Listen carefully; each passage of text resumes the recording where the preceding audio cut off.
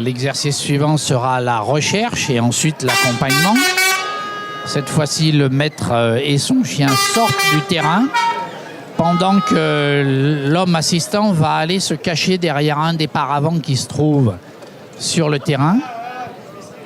Le travail pour le chien consistera à le découvrir, à signaler sa présence par un aboiement et ensuite à l'intercepter s'il cherche à fuir.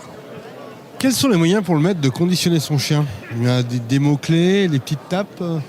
Voilà, exactement. Comme tout dressage, entre guillemets, c'est un ensemble de création de réflexes conditionnés.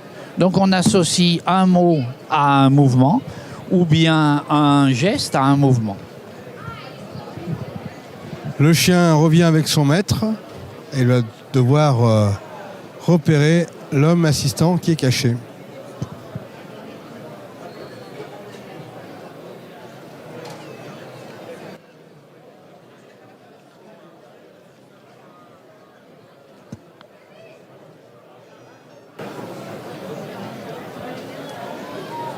Voilà, le chien est lancé. Il n'a pas trop de doute. Il contourne bien le stade. Et la surprise, il ne l'a pas vu. Et souvent, ils sont un petit peu conditionnés en suivant les barrières externes. Ce qui fait qu'ici, comme la cachette de l'homme assistant est un peu dans le terrain, c'est plus difficile. Mais en principe, au deuxième tour... qui attire le chien. En principe, au deuxième passage, le chien va moins vite. Il peut s'en prendre au caméraman, ça peut être pas mal. Souvent. Et prend plus facilement au nez. Et là, on a l'impression qu'il s'obstine. Ouais, il y a certainement des émanations dans cette partie du terrain qui le met en doute. Le voilà qui se rapproche.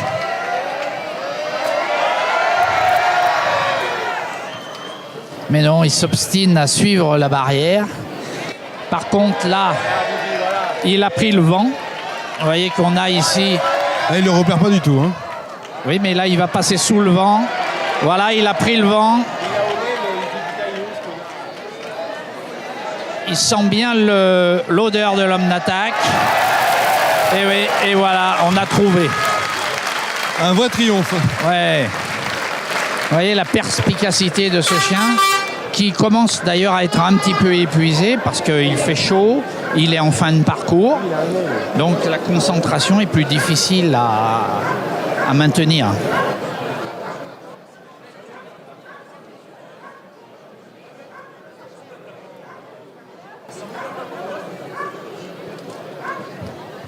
Il manque pas de s'exprimer, a priori.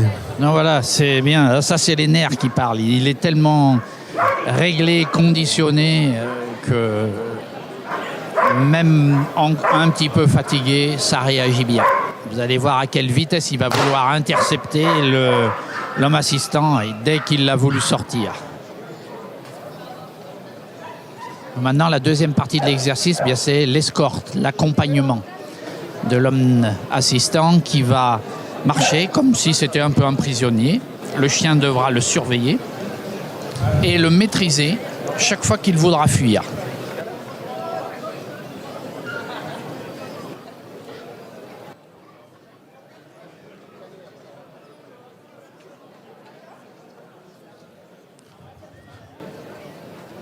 Pour un chien d'attaque, il me semble pas méchant. Je peux peut-être me tromper, mais on voit qu'il bouge la queue, qu'il reste assez... C'est des chiens qui aiment travailler, donc vous voyez, ils sont gais au travail. Alors ensuite, on parle de chiens d'attaque. En réalité, ce sont des chiens d'intervention. Il ne faut pas avoir de méchanceté dans leur pratique sportive.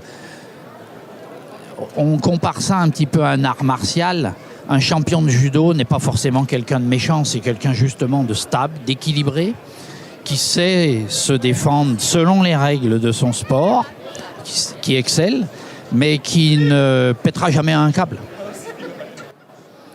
C'est l'école de la maîtrise.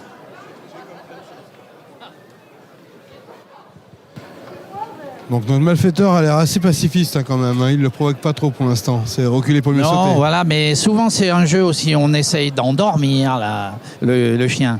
On sait très bien que ce genre de chien, si on cherche à l'impressionner, ça ne marche pas. Ils sont trop forts, le caractère est trop forgé, il n'y a pas de, c'est impossible. Donc à ces niveaux, peut-être ce qu'on peut arriver à faire, c'est quelquefois le distraire ou l'endormir, voilà, et on profite de la moindre inattention pour fuir.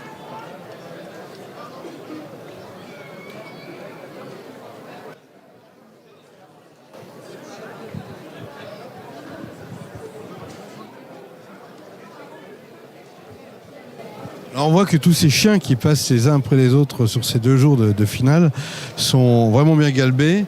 Ce sont des chiens qui sont bien sûr très sportifs, mais bien nourris aussi, je suppose. Oui, ça fait partie, bien sûr, de l'ensemble de la préparation. On a parlé de l'entraînement physique, technique, mais aussi il y a un suivi médical au sens large. C'est-à-dire que ce sont des chiens qui sont suivis souvent régulièrement chez des véto-ostéopathes. Également, là, en diététique, ils sont parfaitement nourris et supplémentés. C'est adapté à leur pratique sportive. Un peu comme nous, quand on va faire du vélo, on met nos suppléments pour l'hydratation et l'énergie dans notre bidon ou dans la sacoche, on met nos petits bars. Eh bien, on a la même chose chez le chien.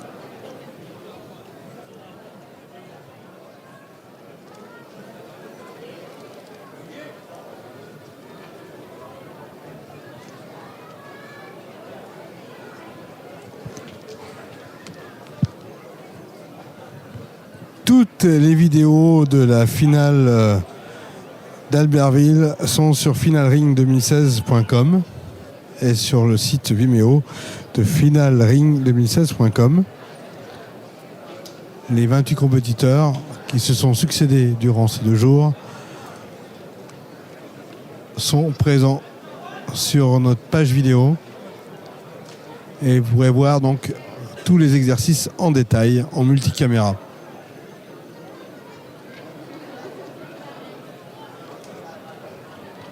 L'exercice perdure là. Voilà, c'est la fin donc de l'exercice de l'accompagnement. Et les notes que vont attribuer le jury vont dépendre de la distance que l'homme d'attaque, que l'homme assistant aura pu faire lors de ces 4 fuites.